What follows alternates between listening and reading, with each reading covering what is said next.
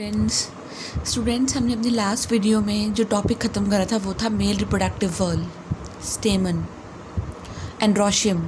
हम टोटली उसको ख़त्म कर चुके हैं।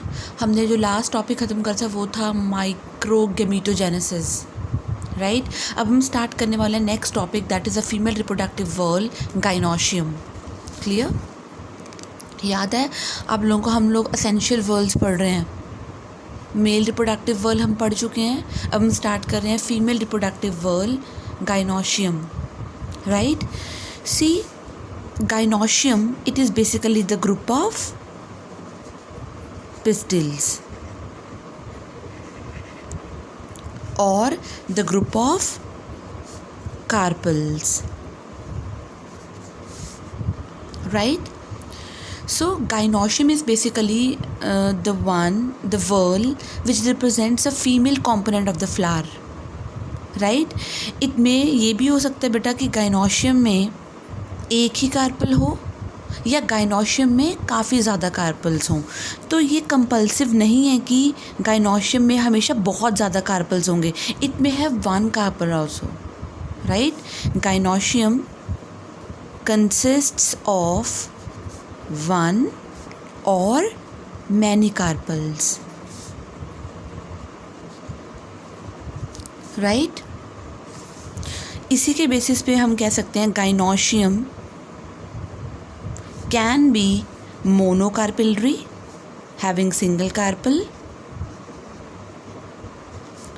it can be bicarpellary having two carpels, tricarpellary and so on, multicarpellary मतलब many carpels,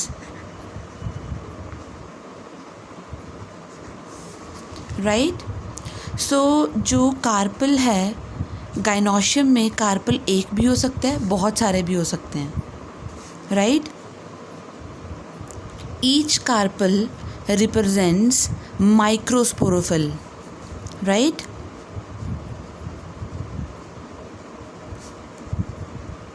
Microsporophyll is the leaf that contains spores, right? वैसे ये ट्रीडोफाइट्स में हम पढ़ते हैं माइक्रोस्पोरोफिल्स एंड मेगास्पोरोफिल्स, लेकिन हम बता रहे हैं कि ये कार्पल एक माइक्रोस्पोरोफिल को रिप्रेजेंट करता है। Clear? Now students, gynoecium can B free और कैन बी फ्यूज्ड। अब ध्यान से देखो, अगर एक गाइनोशियम में बहुत सारे कार्पल्स होंगे तो वो हो सकते हैं सारे के सारे फ्यूज्ड हों या हो सकता है सारे के सारे क्या हों, फ्री हों, right. Very very important question, difference between apocarpous and syncarpous ovary. तो गाइनोशियम की दो conditions, gynoecium can be apocarpous और it can be syncarpous,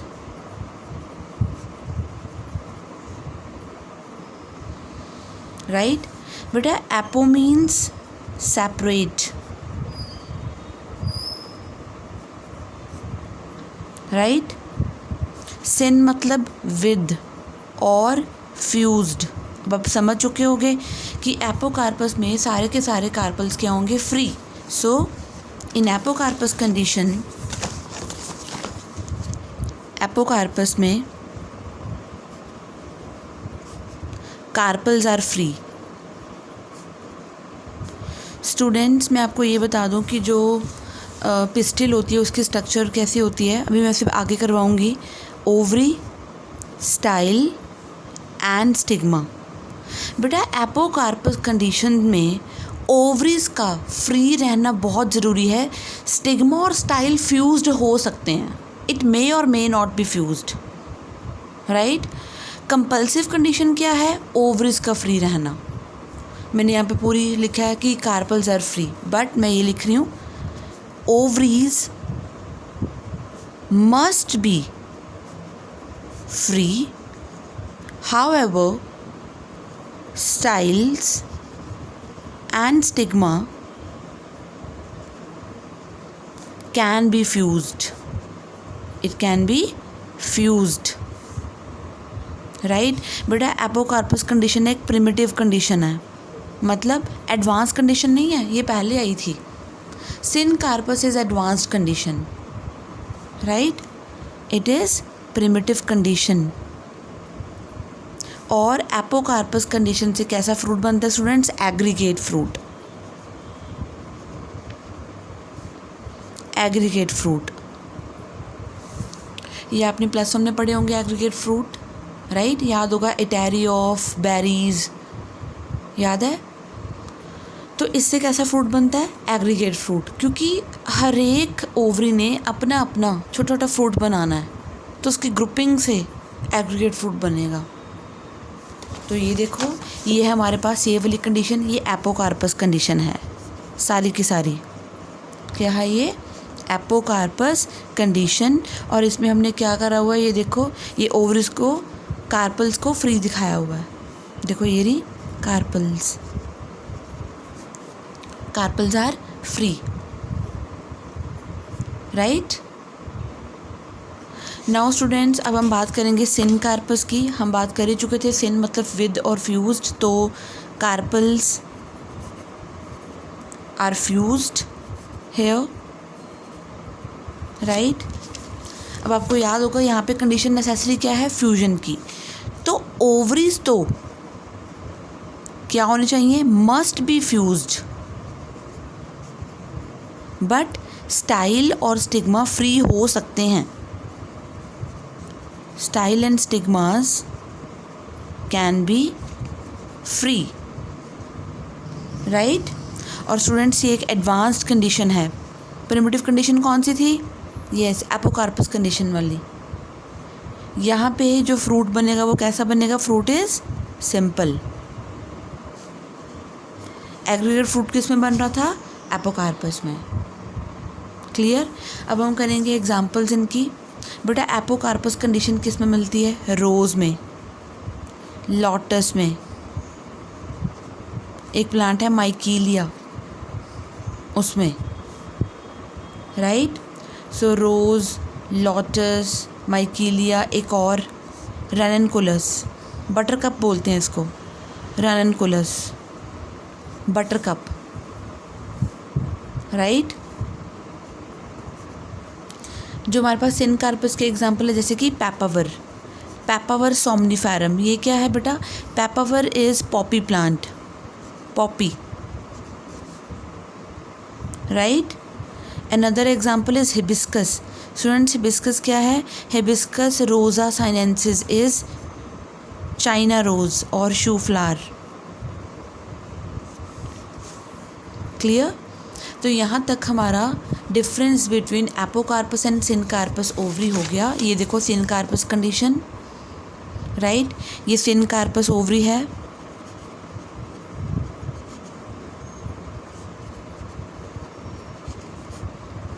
clear. अब हम पढ़ेंगे पिस्टिल की स्ट्रक्चर, कंप्लीट पिस्टिल की स्ट्रक्चर।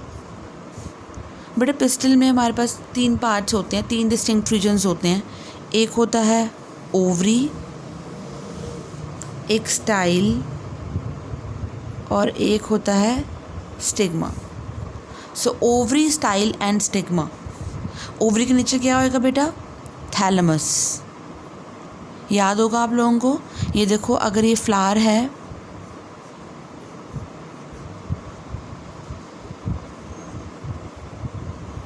तो फ्लावर में ये देखो, ये मैंने ओवरी ऐसे डेवलप करी है, तो ये सराउंडिंग, ये portion,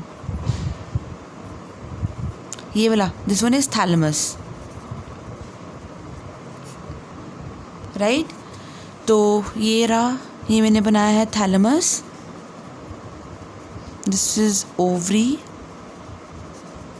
style, stigma. So ovary, style and stigma, ये पोर्शंस हो गए। बेटा, जो फ्री एंड है कार्पल का, ये वाला free end of carpel, that serves as landing platform for pollen grain. बेटा, पॉलन ग्रेन यहीं पे आके लैंड करता है। So stigma, it serves as landing platform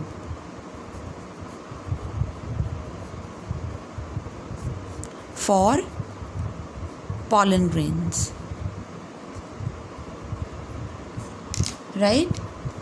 और आप देख ही रहे हो एक लॉन्ग नैरो स्ट्रक्चर, ये tubular structure, long narrow tubular structure that is present between the ovary and the stigma.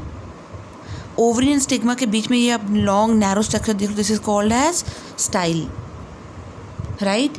तो स्टाइल बेसिकली इसका काम होता है कनेक्ट करना स्टिग्मा को ओवरी के साथ, और यहीं से ही पॉलन ट्यूब जो है पास होकर जाती है.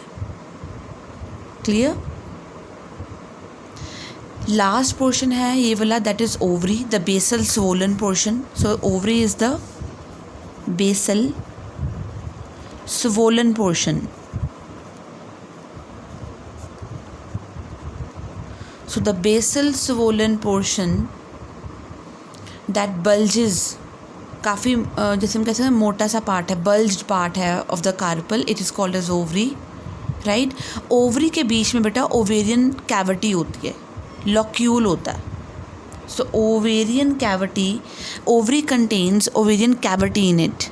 अंदर क्या होएगी बेटा? ओवेरियन कैविटी,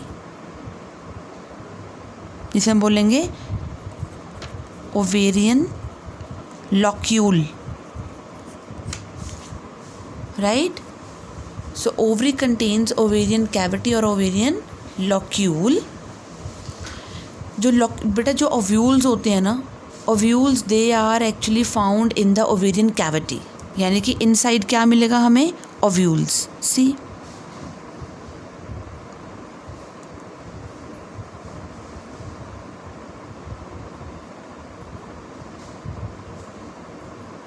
ये जो स्ट्रक्चर मैंने दिखाई है ये है ओव्यूल की, राइट? तो ovarian cavity contains ovules, right? मैं नोट कर रही हूँ स्टूडेंट्स अभी यहाँ पे.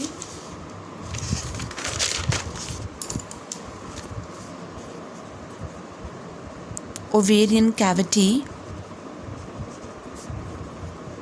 contains ovules, right? बेटा जो ओव्यूल है बेसिकली, ओव्यूल जो है that is attached to a cushion like structure which is known as placenta in the ovarian cavity. तो सी, अगर ये देखो ये ओव्यूल हो, मैं छोटा सा आपको बना के दिखा रही हूँ पहले.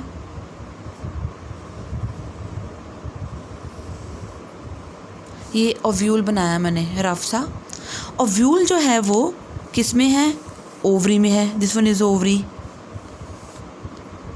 Ovule is attached to the placenta and placenta is attached to ovarian wall. This one is ovarian wall. So this one is placenta and this is ovary wall, right? तो हम ये कह सकते हैं ovules they are actually they are born on, they are attached to a cushion like structure known as placenta which is present in the ovarian cavity, right? तो मैं इसको summarise कर रही हूँ ओवरी को. Ovary is basal swollen part, it contains ovarian cavity. Ovules are found in the ovarian cavity and ovules are attached to the placenta which is a parenchymatous tissue. It is a parenchymatous cushion like structure. cushion की तरह मतलब soft.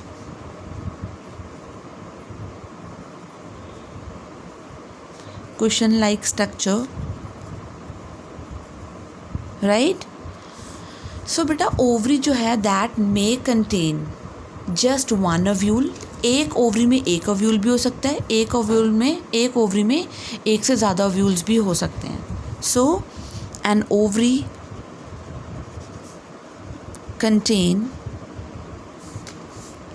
one ovule, that is like that of mango, wheat and that of paddy, right? And an ovary may have many ovules.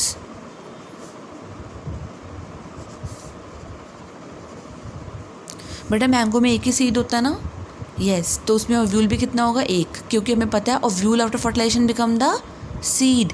Fertilisation के बाद ovule seed बन जाता है, right, clear. And wheat बेटा, wheat भी सिंगल सीडेड फ्रूट होता है.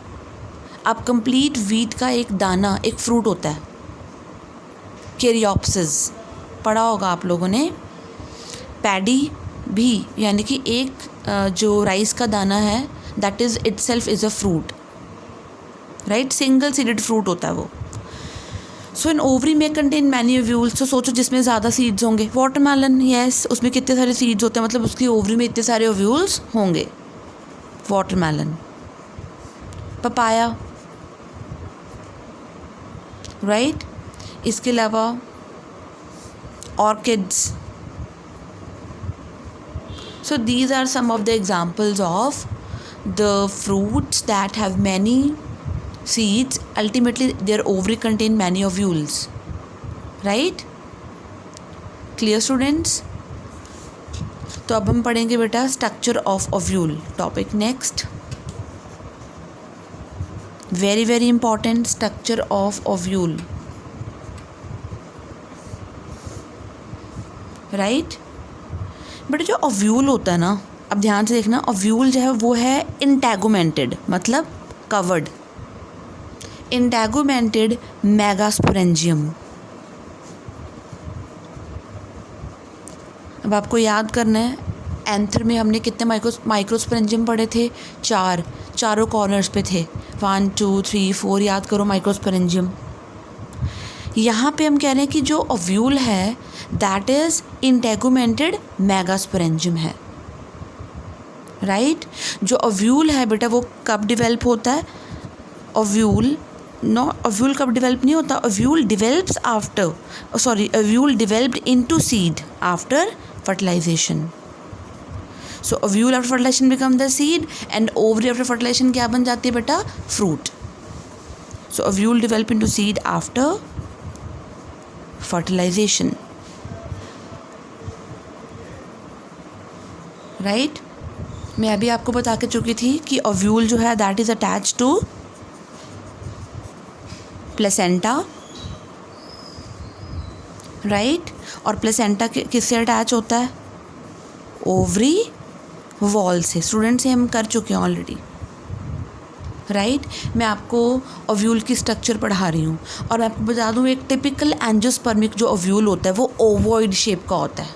So shape is ovoid. A typical angiospermic ovule is ovoid in shape, white in colour, present in the ovarian cavity, right. See, अब मैं आपको स्ट्रक्चर कराने लगी हूँ बेटा. This is the stalk of the ovule, this one, this is the stalk of the ovule. The stalk of the ovule is attached to placenta. The stalk of the ovule is known as funiculus, right. It is also known as funicle. Clear? अब ध्यान से एक चीज़ देखो, ध्यान से, जहाँ पे ये फ्यूनिकल बॉडी ऑफ ओव्यूल से अटैच हो रहा है, ध्यान से देखो, फ्यूनिकल जहाँ पे बॉडी ऑफ ओव्यूल पे अटैच हो रहा है, that point is known as hilum. So hilum is the point where the body of the ovule joins with the funicle. वैसे स्टूडेंट्स आपने ये स्ट्रक्चर करी होगी +1 में एंजियोस्पर्म्स में, नहीं करी तो हम कर ही रहे हैं अभी, right. So the body of ovule जो है that is ovoid in shape. The body of the ovule is ovoid and the color is white. हम दो स्ट्रक्चर इसके पढ़ चुके हैं, that is funiculus, the stalk, and hilum is the point of attachment of funiculus with the body of the ovule, right. And very very important, the main part of the ovule, this one, ये जो मैंने ऐसे colour red सा बना दिया, this one is known as nucellus. What is this बेटा, this a mass of parenchymatous cells. It's a mass of parenchymatous cells.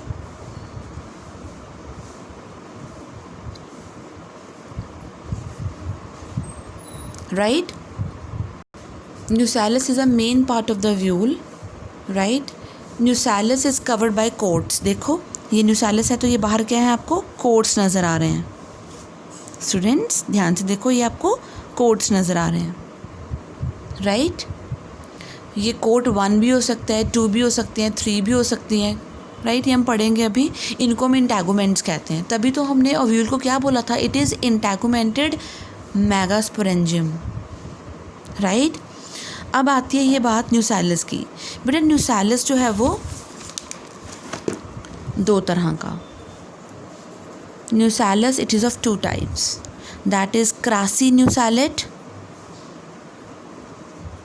and tenunucellate.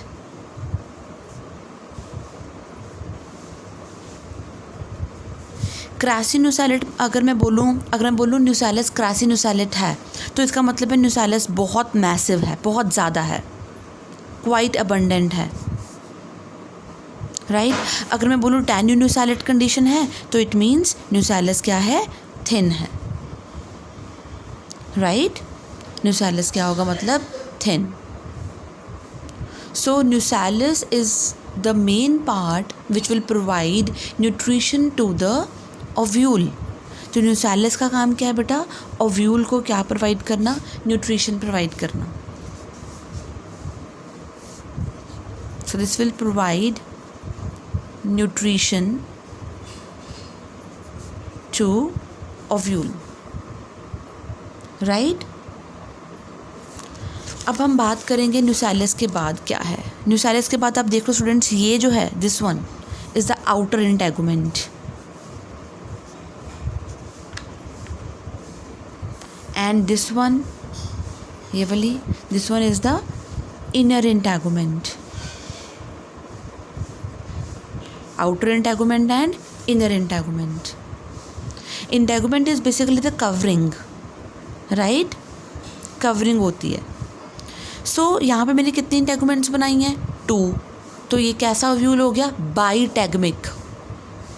कैसा व्यूल हो गया, बाईटैगमिक. बाईटैगमिक मतलब बाई मतलब 2, टैगमिक मतलब इंटेगुमेंट, प्रोटेक्टिव इन्वेल्प. राइट? तो सी सो इसके बाद है हम कह सकते हैं कि जो ओव्यूल है इज़ कवर्ड, या न्यूसेलस इज़ कवर्ड, या ovule is covered by integuments. Right? And on the basis of the presence, on the basis of the number of integuments, the ovules are on the basis of integuments. The ovules are unitegmic. Unitegmic मतलब एक ovule होगा. बाईटैगमिक मतलब 2 ovules होंगे, 2 coverings होंगी. And एटैगमिक मतलब absent होगी integument. Uni मतलब 1, by मतलब 2 इंटेगुमेंट्स एंड ए मतलब एब्सेंट. राइट? तो यूनिटैगमिक ओव्यूल क्या होगा, जिसके अराउंड सिर्फ एक इंटेगुमेंट होगी, जस्ट 1 इंटेगुमेंट. बेटा this is the case of gymnosperms.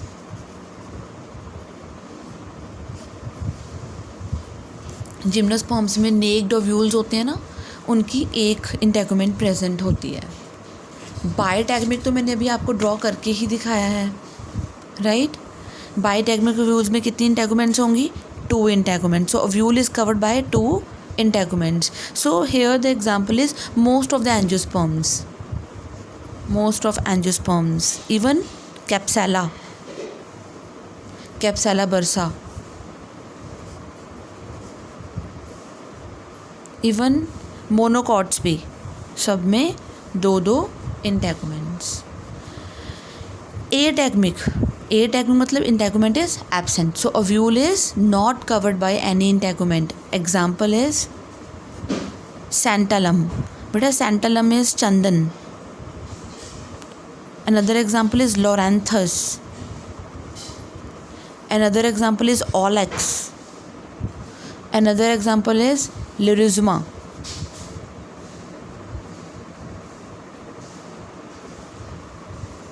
So ovule can be covered by an integument or two integuments, or maybe integument is absent, right? But students, rarely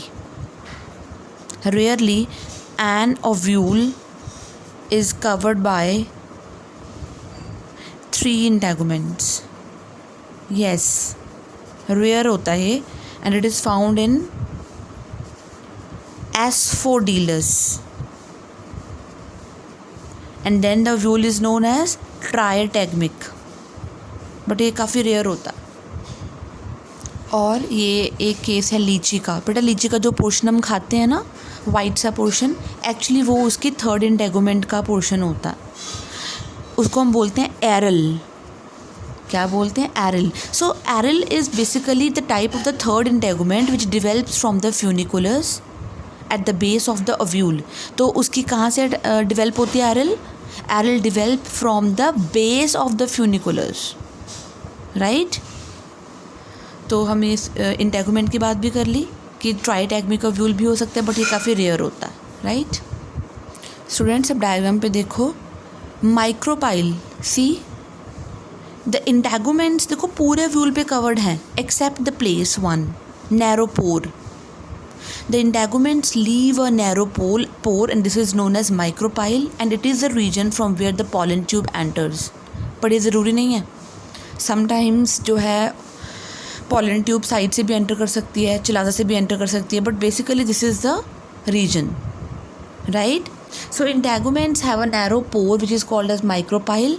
और बेटा micropyle के भी दो regions हैं, देखो दो parts हैं. एक तो ये वाला जो आउटर इंटेगुमेंट ने कवर करा हुआ है, इतना सा, this is called as exostome. And ये और ये अंदर वाला, this is called as endostome. So micropyle has two parts.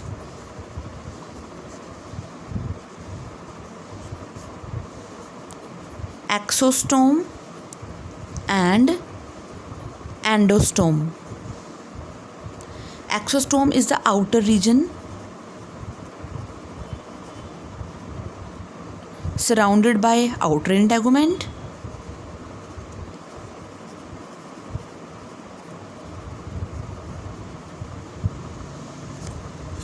ये देखो ये वाला, this one is the exostome, right? Whereas endostome is the inner region surrounded by inner integument.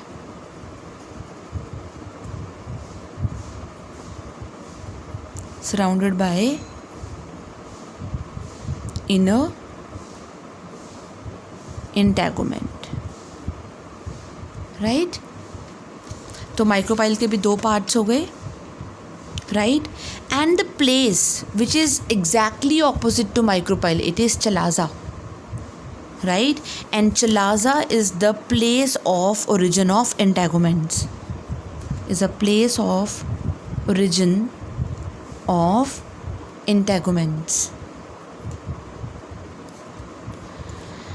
right? तो ये सारे पोर्शन डिस्कस हो गए एक्सेप्ट दिस वन. बेटा this is called as a female gametophyte. Female gametophyte basically it is embedded in the micropylar half. थोड़ा नीचे की तरफ होता है स्टूडेंट्स, ये थोड़ा मैंने ऊपर बना दिया लेकिन थोड़ा सा नीचे की तरफ होगा. It is embedded in the micropylar half of the ovule. This is female gametophyte. So female gametophyte, और इसका एक और नाम होता है एम्ब्रियो सैक भी इसको हम कहते हैं. एक ही बात है. फीमेल गेमीटोफाइट और embryo sac is embedded in the micropylar half of the nucellus, right. तो इसमें होता क्या क्या है? एक एग होता है, दो साइनर्जिड्स होते हैं. So this one is one egg, और ये दोनों साथ में क्या हैं? साइनर्जिड्स हैं.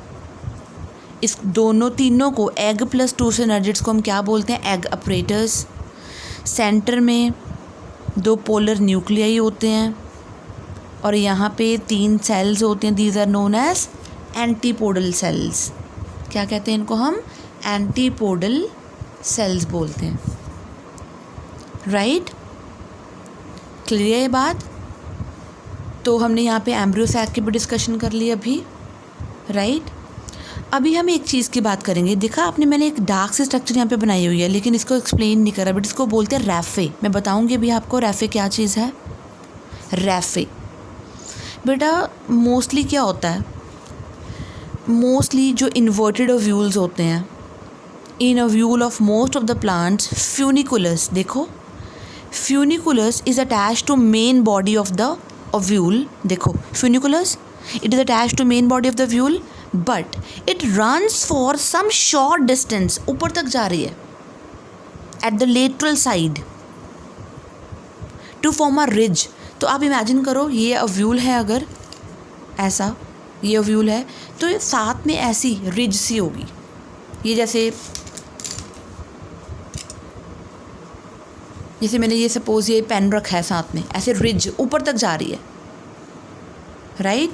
सो रैफे इज़ बेसिकली कह सकते हैं funicle that is attach to main body of the ovule for some distance at the lateral side to form a ridge. एक उठी हुई स्ट्रक्चर बना देगी।